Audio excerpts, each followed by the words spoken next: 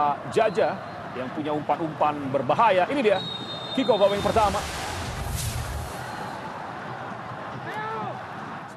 Rivera, umpan terobosan. Malik Rizaldi dengan kecepatannya kali ini. Oh, lawan yang luar biasa tapi dianggap melakukan pelanggaran. Kebetulan juga kecepatan Malik Rizaldi.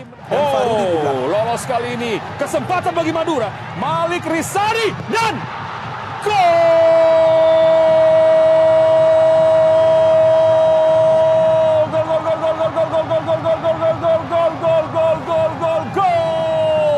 gol yang brimo.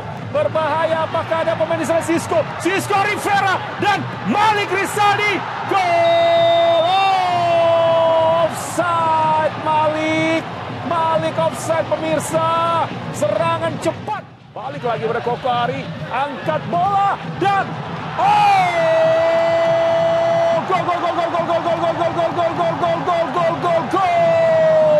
gol yang tidak disangka-sangka. Selesai sudah pertandingan pemirsa. Di mana kedudukan sementara. Potong tadi hampir saja bola menuju kepada Salim Akbar dan ada pelanggaran keras. Hati-hati Guntur. Kuning ini harusnya. Iya, betul kuning. Hati-hati Guntur ya. Dikejar oleh Salim Akbar. Bola didapatkan kali ini. Ini pelanggaran juga tidak perlu sebenarnya dari Mansarai. Dibalas sepertinya mungkin. Kartu kuning Mansarai.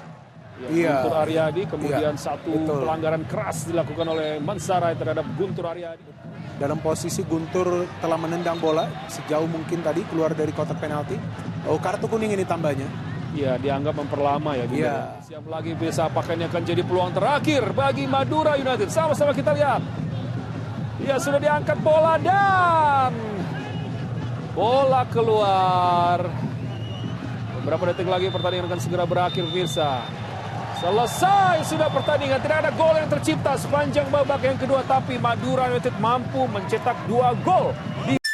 Semakin berkelas, menembus batas kepuasan berkendara.